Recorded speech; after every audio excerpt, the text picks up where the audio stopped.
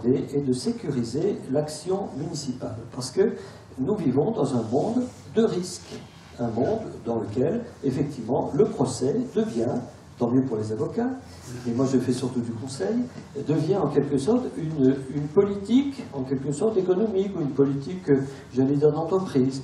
Et il est vrai que, si vous voulez, quand on travaille sur les 5 pôles, quand on travaille, si vous voulez, sur le tourisme, quand on travaille sur l'économie, quand on travaille sur l'urbanisme, quand on travaille sur le social, eh bien, on entraîne effectivement un certain nombre de risques. Et de ce point de vue-là, il est vrai aussi que les communes, et les communes comme les nôtres, sont particulièrement fragiles parce qu'elles n'ont pas toujours, si vous voulez, l'expérience ou le personnel nécessaire pour être extrêmement pointues sur des domaines particuliers et border, si vous voulez, l'action publique. C'est évidemment essentiel. J'en prendrai quelques exemples.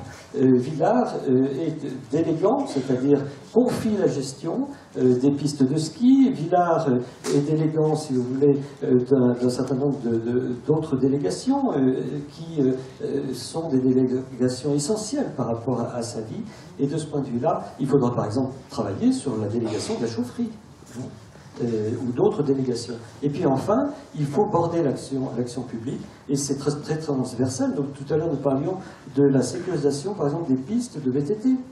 Il faut que, par exemple, quand des VTTistes ou des sportifs empruntent des pistes municipales, ou des pistes d'ailleurs de propriété privée, de forêt privée, il faut qu'en cas d'accident, on sache à qui est responsable. Et de ce point de vue-là, il est nécessaire, si vous voulez, d'accomplir cette tâche, qui est un peu d'atterrissage, je reconnais, par rapport au rêve qu'on évoquait tout à l'heure, mais qui est tout à fait indispensable à l'efficience de l'action publique.